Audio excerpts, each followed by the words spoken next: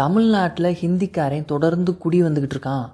1 கோடி பேர் வந்துட்டான், 1.5 கோடி பேர் வந்துட்டான். இப்போ 2 கோடி பேருக்கு மேலே வடநாட்டுக்காரன் ஹிந்தி பேசுகிறவன் தமிழ்நாட்டில் வந்து குடியேறிக்கிட்டு இருக்காங்கிற எச்சரிக்கையை அண்ணன் சீமான் மேடைதோறும் ஏறி பேசினார்.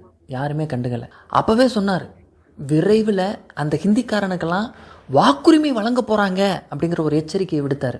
இன்றைக்கி எஸ்ஐஆர் மூலமாக வடநாட்டவர்களுக்கு வாக்குரிமை வழங்கக்கூடிய ஒரு வேலையை இந்த பிஜேபி பண்ணிக்கிட்டு இருக்குது.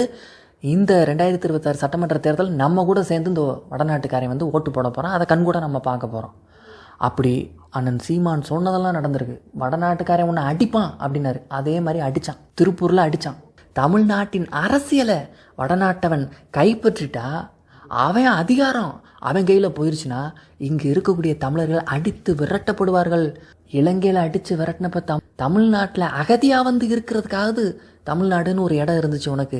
தமிழ்நாட்டிலிருந்தும் நீ அடித்து விரட்டப்பட்டா எங்கே போவோங்கிறத யோசித்து பார்த்துக்கணும் நான் சீமான் சொன்னார். அந்த விஷயத்தை கண் முன்ன நிறுத்தி அதை பார்த்து அப்படி ஒரு பேராபத்தான ஒரு விஷயம் நம்ம நாட்டுக்கு வந்துடக்கூடாதுங்கிறத உணர்ந்து மக்கள் வாக்கு செலுத்தணும். இந்த தேர்தலில் A2Bல நான் உட்கார்ந்துட்டு இருக்கேன். ஒர்க் பண்றவங்க எல்லாருமே ஹிந்தி பீப்புள். ஆர்டர் கொடுக்கும் போதும் நான் முடிஞ்ச வரைக்கும் எனக்கு தெரிஞ்ச ஹிந்தில நான் சொல்றேன். அப்பவும் அவன் என்னன்னு கேட்கறான், உங்களுக்கு ஹிந்தி தெரியாதான்னு கேட்கறான். எனக்கு என் தோசையில நெய் வேணான்னு நான் எப்படி ஹிந்தில சொல்லுவேன்? ஹிந்தி தெரியல.